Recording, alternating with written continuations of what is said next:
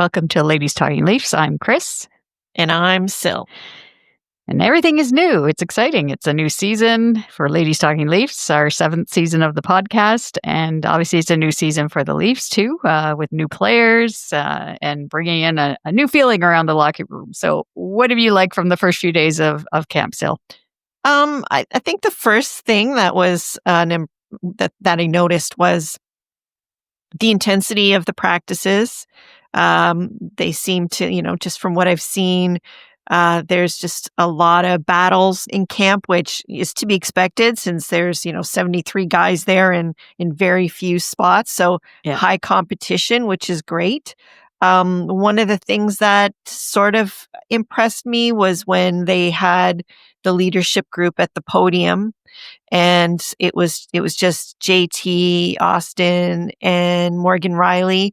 And I think Berube, or maybe it was Treliving. Anyways, they were asked, what they're going to do about the captaincy and the assistants. Yeah. And they said they're not going to rotate that. So they didn't feel the need to add an additional person. They've got a lot of guys, obviously they mentioned a lot of guys that, provide leadership in the room that don't wear a letter. But there's they didn't see the need to be rotating. And I thought that was very telling and interesting and makes a lot of sense. So I was kind of happy to see that. Yeah. Well, it was interesting though, because too, a couple of days ago, Berube was talking about, William Nylander and how he wants him to step up into more. Yeah. He is one of the leaders, but I think he just wants him to be a little bit more vocal, I guess, when it comes to being a leader in the room and like he said, kicking the guys in the ass if they need it, basically, right? And and so but he doesn't need to be given an A to get that out of him. You know what I mean? Exactly. So so I thought that was kind of interesting. Yeah. So it was interesting. And was there anything else, or those were the main two things? You know how they do those little videos? They ask the question as they're going into the practice. Yeah. Those videos. So the question they asked was about alarms and snoozing, and I found it interesting how none of these guys snooze. The majority of them said 0 or 1. And they all get up and they all said they all get up after they're right away. They don't snooze. Barely any of them. And I was like, that just tells you what, well-oiled machines these guys are. And we could take a page out of their book. That's true. And get our sleep down because they don't need to snooze. Even some of these guys that have kids and stuff, they said some of them don't even need, I think even Morgan Rielly said he doesn't even need an alarm. He just gets up. So, wow. Yeah. So that just tells they do say, I think I have read somewhere too, snoozing is not really good. No, it's not good for you. Yeah. Yes. Yeah. So, yeah, you shouldn't snooze. But they don't. They've got their sleep hygiene down, which is great. Yeah. So they all seemed ready to go and healthy. So physically strong and all that. So good. I was happy to see that. It was interesting. And I was the guy that you mentioned there that's impressed me actually is Morgan Rielly too. Mm-hmm. I like the fact that Berube is basically has come out and said he's going to be back on the power play, being the quarterback of the power play. And I don't know, he just seems, he's relaxed almost all the time to me. His demeanor is just like that. Mm-hmm. He seems like quite the I loved somebody asked him about the 6-pound weight loss or something, and the look on his face just made me laugh because they're like, so was that something? He was just like, oh no, he's nothing that he was planning to do, or is like, oh, I have to lose this weight or whatever. Yeah, I just thought it was so funny. But that just is everything you need to know about him, really. Yeah. And it was interesting though the way Treliving came out on the opening day media availability, and he said he had a chat with him. Basically just saying that he's an important player for us and we need even more out of him. And I think that really will boost Rielly going into the season and get him to have a great one this year. So I'm looking forward to seeing. A lot of the guys that they've asked about him to a man have said that he's looking really great, and especially his skating, which we know that's his superpower. So if he's moving well on the ice and he's not tentative at all, I think we can expect a really great season from him. So yeah. And the other thing that I liked, I know you didn't like it too much, or because you're not a coffee drinker, was the coffee crossbar. I enjoyed that. I found it kind of boring personally. I don't know. Anyway, I actually thought it was. I thought it was good. I don't know. Some of the guys, like, I mean, Steven Lorentz seems to be a very open personality and fun personality, but Scott Lawton, like, I don't know. You just somehow I got a lot more out of their personalities when they were going up and having the coffee. Maybe because I like coffee and I'm like a coffee connoisseur, I consider myself. But yeah, just when they were going up there and they were like saying whether they like I mean, Simon Benoit went a bit further, obviously, because he has his own machine and well, he's the connoisseur, so he's the real connoisseur, yeah. But yes. But yeah, no, but I just like whether they like the cold brew or the maple latte that they had. That maybe kind of thing. it just, to me, it needed to be edited down more. There was just like a little too much with the host parts, and I found that made it a little boring for me. But like you said, I'm not really that into coffee. Interested with the coffee, so like it was a little bit not as intriguing for me. For you. Yeah. Yeah. No, it was all good. I don't know if they'll probably have that on the YouTube channel if fans want to check it out. But yes, it is on there because that's where I saw it. So anyway, it's all very exciting. I like the marketing things that they've done and the cool little videos and stuff, and all the stuff from the golf tournament definitely makes you excited for Leaf hockey. So now we're going to get into more of what's going on at Leafs training camp with our guest, Nick Barden, writer for the Hockey News. So without any further ado, let's talk Leafs. So the Leafs are back on the ice, and to talk about what's gone on the first few days of training camp, we are welcoming to the show Leafs and Marlies reporter Nick Barden. Nick is a writer for the Hockey News Toronto, and you can follow him on X at his handle, which is at Nick Barden, and to get all his latest articles on the Leafs. So welcome, Nick, and thanks for coming on the show. No worries, guys. Thanks for having me. All right. So first off, we want to get your thoughts on the overall impressions of the first few days of the Leafs camp. Do you find the atmosphere different from previous seasons that you've been covering them? Like, a lot of reporters have been saying it's a bit lighter than usual, or I don't know. Do you find any difference like that with the players? Well, I only have 1 year of experience. Yeah. Just covering last year, but I will say it does. I don't like, you can compare. I remember going back to the media day last year and going to the media day this year. I think there was obviously a lot of questions about Marner and everything like that. There was a lot of stuff up in the air this year. I will say the media day was so different. Like, it was just, I think, the complete opposite of where it was it was calm, it was laid back. And Matthews, do you think, do you think Brendan Shanahan's systems too might have something to do with that too, since he's not around? That's a good question. I think in a sense it might have. Like, there's a lot of changes like this year, like the three captains, assistant captains, Rielly, Tavares, and Matthews, all set up there together versus I think last year where everyone went individually.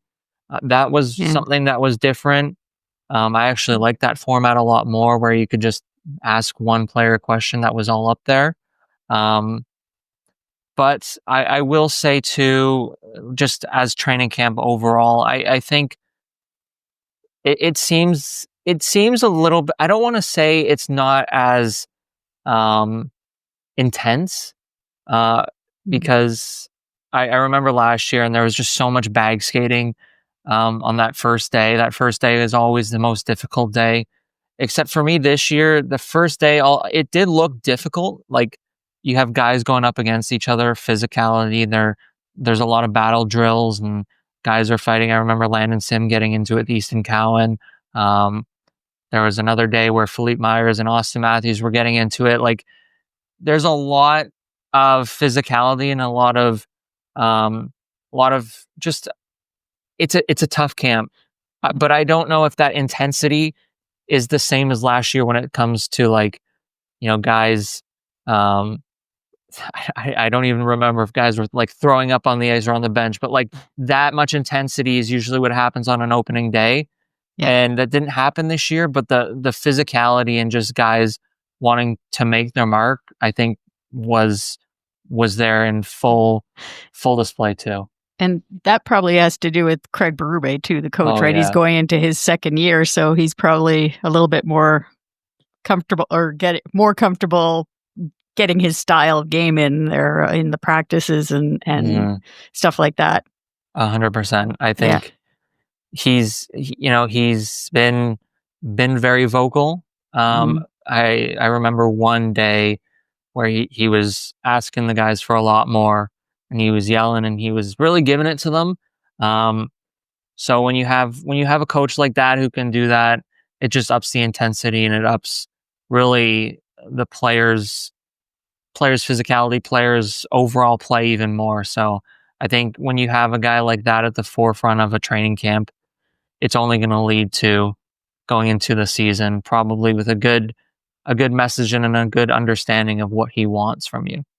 Well, there's a lot of guys in camp too, like 73 of them, and split into 3 groups. It's massive, and a lot of spots actually not very many spots really up for grabs. So it's going to be interesting to see how it all shakes out. So we want to get into a specific player now. So in a recent article for the Hockey News, you gave a few takeaways from day 3 of training camp. And one player you mentioned was forward Easton Cowan. And you said that you were really impressed with him so far early on in camp. So what has impressed you so much, and why do you think that he should probably start with the Marlies? I think he looks a lot more comfortable. I remember last year at this time, he just seemed very timid. I've said that a lot in my stories. I've mentioned timid very, very much. I think he just didn't seem like the player that he was at junior at times last year at training camp. I think, it seemed like he shied away from things at times. He didn't really do well with the bigger physicality of players. And I think this year, adding weight, having a Memorial Cup win, having just all the accolades that he had in junior with the London Knights, I think when you stack that along with his strong summer and just the confidence of, going into this camp, doing the prospect showdown earlier this month, I think he's came in with a bit more confidence this year. And when you put that together with the size that he has now, and, a year, or not a year, but one training camp under his belt already, I think there's a lot to like about his game. How he handles the physicality, I think, has changed a lot. I think too, just his overall confidence when he's playing as a confident player, he's not afraid to go into the corners with a player. He's quick. He's quick on his feet. He's able to really make plays and see plays and find players. That's what I saw in the early goings of camp. When he played today, it was a little bit of both. I still think he's still trying to figure out how to play against the professional players, how to play against NHL guys, especially with Ottawa's back end. It's a pretty big back end, so I think there's going to be still a little bit of a period of getting used to everything, and that's why I think he's better off in the AHL, just because there's really no expectation for him there. It's just he goes. Well, obviously there is expectation that he produces, but there's a different expectation than if he were to be in the NHL at that point. Whereas if he's in the NHL, he's got to produce because there's really nowhere else for him to go other than it's either the NHL or the AHL. And if he doesn't produce at the NHL level, he's going to go to the Marlies. And I think if you just start him off with the Marlies, it makes more sense. It allows him to get more used to Toronto's systems. If he's not 100% used to them already, more used to the physicality, playing against maybe not the same level of competition, and that that allows him to, if he does have success, have more confidence. And then if there's an injury or if there's a spot that opens up at the Leafs, I think that allows him to just come into that role and be a confident player. I wouldn't hate to see him get a couple games at the beginning of the year with the Leafs, but like it's just the margins are so thin with how tight the lineup is and how little opportunity there is. So with that, I just think it's much better if he just starts in the AHL, gets confidence, produces, understands the pro game a little bit more, because it is a lot to go from junior to pro. So that's sort of my gripe with it. Again, I wouldn't hate him playing in the NHL, but I don't see that happening with the amount of roster spots there are. If he did manage to, get a shot with the big club, where would you see him slotting in? That is a good question. I wouldn't hate to see him with Dakota Joshua and Nicholas Waugh. I think that's obviously been a line that he's been put on early on in camp. That would be an interesting one because he has skill to really set up those two players. And I think because he's a right winger in London, it makes sense to put him there. It would make sense, I think, to put him on the fourth line. But I think also with Cowan, the big thing is that you want to set him up for success. I think with any young player, when they come into the league, you don't want to just throw them into like a bottom pairing or a bottom six role when, all they did in junior was produce and all they did in junior was play all these big minutes. I think with Cowan, and that's another reason why I think he would fit in the AHL, is just the opportunity and how much power play minutes he would get, how much penalty kill he would get. So I think if he was to have a spot in the lineup, I think you have to put him at least in the top 9. Because if you put him on the fourth line, I think even I saw it with Robertson in the past, like you get lost in the shuffle. And once you get lost in the shuffle, you don't produce. Your confidence might dip because you're not really getting as much time as you'd like on the ice. And then that could just go into a whole bunch of other things. So I think it's either third line, or I think if it's not the third line, because you got a bunch of guys like Maccelli, Domi, Yarncroke, Robertson.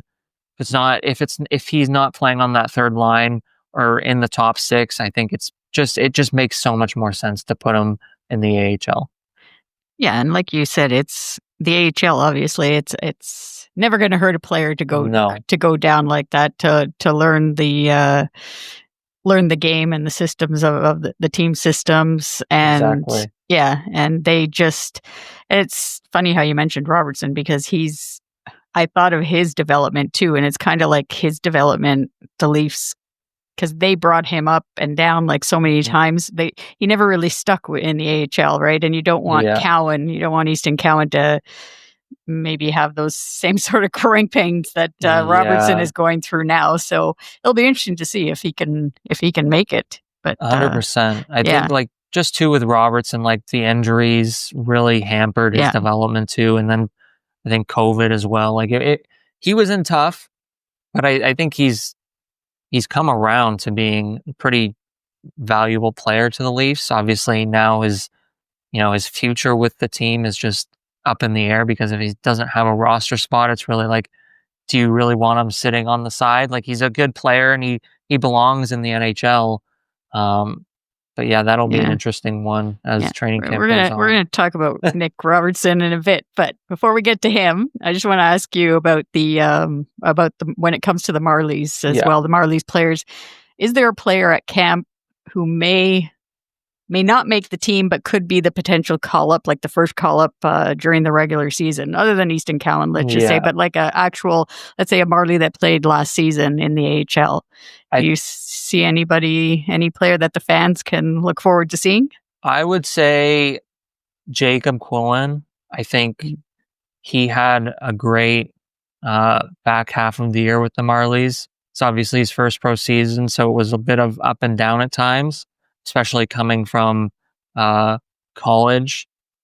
I think with him, that's obviously going to depend on injuries. Like, he's a center. He's sort of he's not, I wouldn't say to the level of a guy like Fraser Minton, but he's someone who can come in and sort of give you almost, not to the same degree, but a part of what Fraser Minton could give you in the bottom six. I think he's a valuable player. I think he's good in, all facets of the game. I think another guy would be Luke Hames.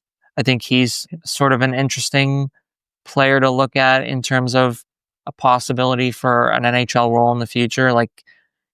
He produced really well when he came out of college last year and played with the Marlies. He played 9 games and he put up a pretty good amount of points, but I think when you look at Quillen, he already has a year under his belt. Hames doesn't. And again, with college guys, it's really tough coming into your first year and, going through the motions of it, because you have so many more games at pro. It's a full-time thing, and obviously you're balancing school and college with it. But when it's a full-time thing and there's so many games and you're riding on the road on a bus and, there's just so many more things to go along with that. I think there's more to give Hames at the AHL level. If there was an opportunity at the NHL level, I think, again, Quillen would be that. But I think those two guys in particular would be interesting to look at. And then I think if you look at the back end, like William Villeneuve, that's always, everyone talks about him.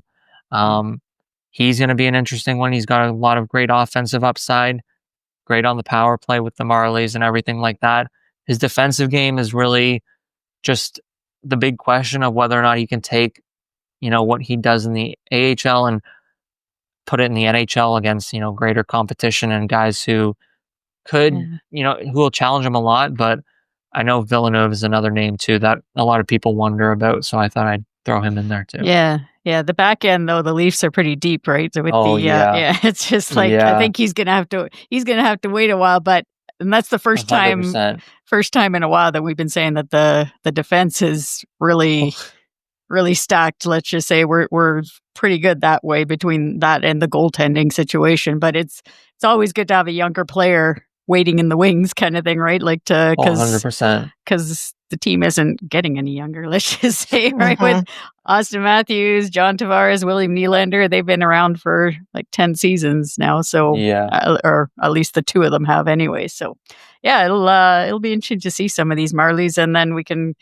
and if Easton Cowan gets to go down to the Marlies, we can go and check them out. That'll be fun. That's to actually go to Marlies games. Yeah, exactly. For sure. They're going to have an exciting team. All right. So you already mentioned him. We're going to talk a little bit about Nick Robertson. So Leafs had their first preseason game today. We're recording on the Sunday.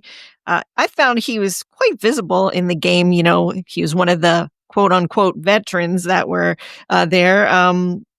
And also he played pretty well in the blue and white scrimmage as well. So he seems to have come into camp with a little bit of a chip on his shoulder, which, obviously that, makes sense. But what do you think he needs to do to find a permanent spot on the roster this season then? That's like the $1 million question. I think when I think of what he has to do, it's just be Nick Robertson. I don't think you can't ask any more of him. He's what he is as a player. Everyone knows what he is as a player. He's a goal scorer.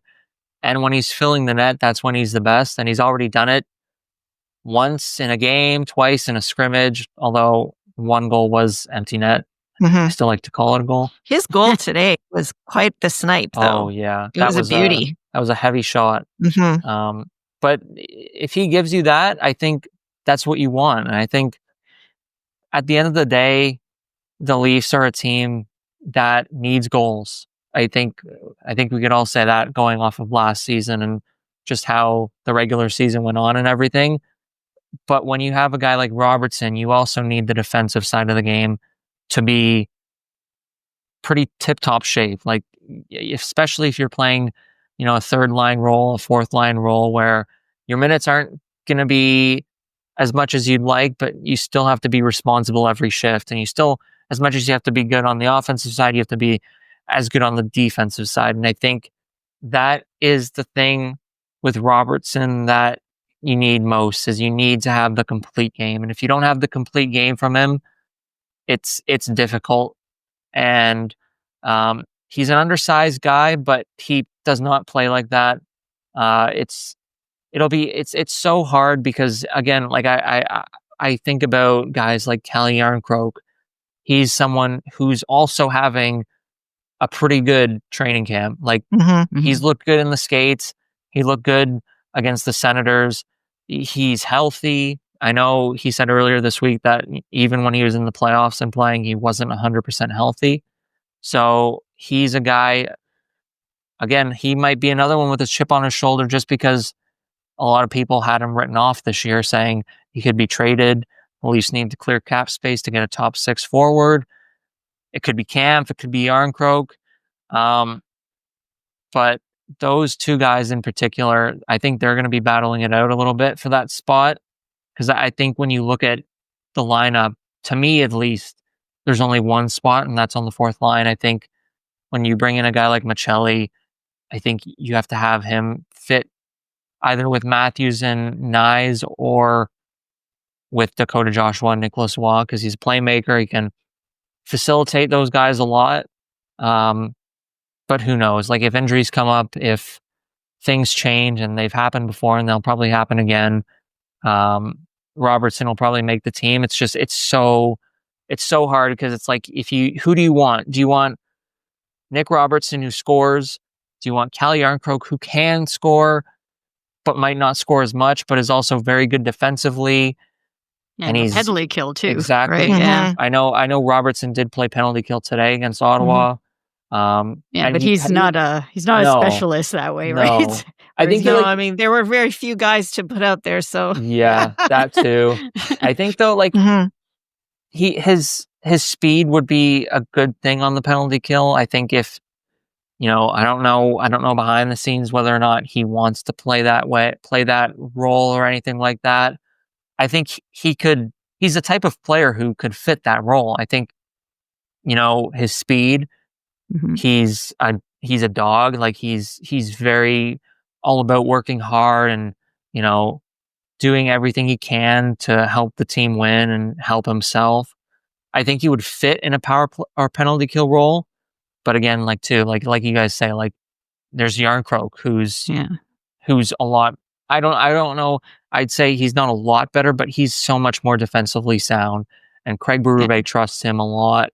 I remember even before a game last season, Berube was like, "Oh, he's a Swiss Army knife," and it's like, you haven't even seen him play yet, but that's how much he's already put trust in him. So yeah, and we know, like, he liked Holmberg too for that same reason last year, and he doesn't have him now. So that's true. Yeah, I forgot about Holmberg.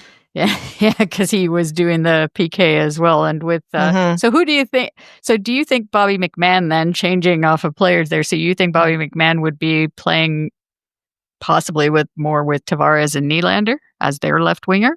I think so. I think I remember asking Berube on one of the first days of camp, like, because of the Maccelli switch with Domi injured, like, was McMahon going with Nylander and Tavares a result of, like, just the injuries and everything? And he was like, no, it's something that I wanted just because he's played with them before.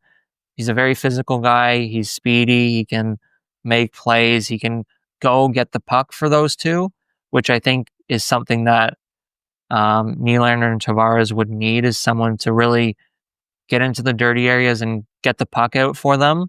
I guess I could see Robertson doing that too, but I think McMahon is a much more physically imposing player. He's stronger. He's a lot bigger. But at the same time, again, like, injuries pop up, things can happen.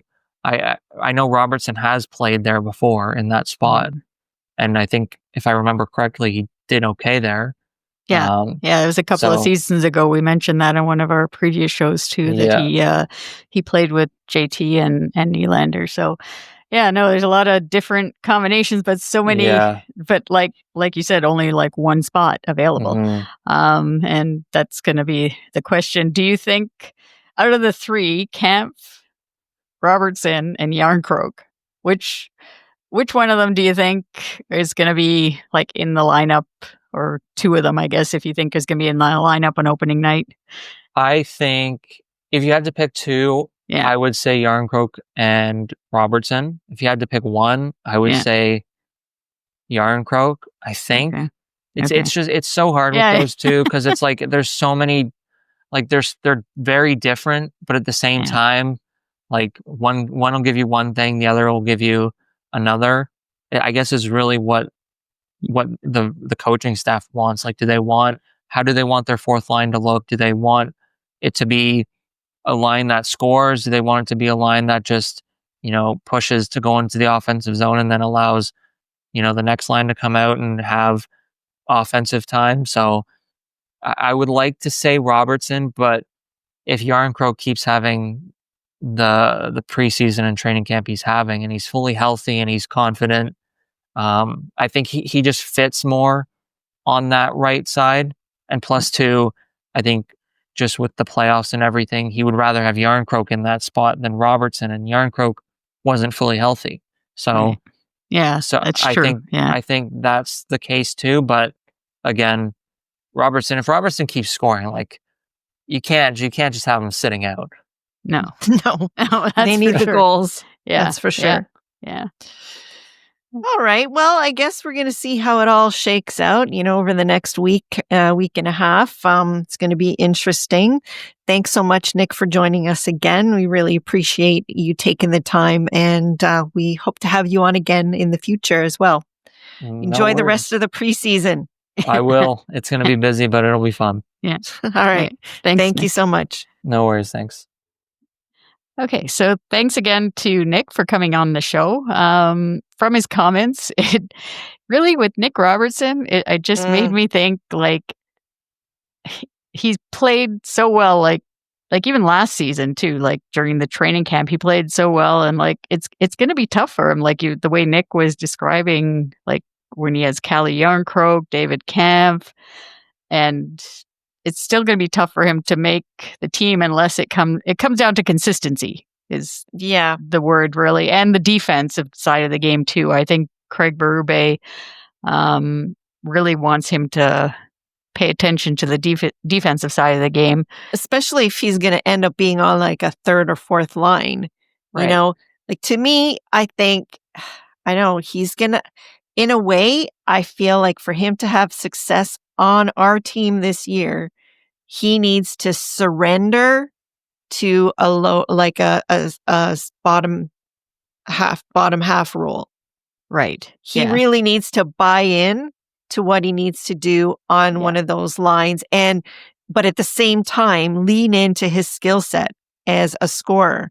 Because, like, if you even look at like Florida, they roll, like I was here listening to other podcasts and stuff talking about, they actually have 5 lines.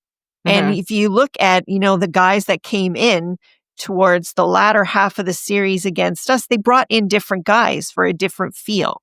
And I think that he needs to accept and surrender to maybe being one of those types of guys who maybe you're not going to play every game, but when you come in, you need to have an impact and you need to buy into the role and exactly what was being asked of you, because it's going to be hard for him to crack the top 6. Yeah. Yeah, no, for sure. And it's all about the buy-in. So, and that's what he needs to do. Yeah. It's about the team sort of thing first. And yes, he might want to, like, he obviously, and it's good that he feels that he should be in the top 6, right? But for now, he needs to just focus on making the team and being a part of the team wherever he slots in and wherever Craig Berube thinks it's right for him to play. Yeah. Because if he does a great job wherever they slot him, guess who's getting the first elevation to a different line?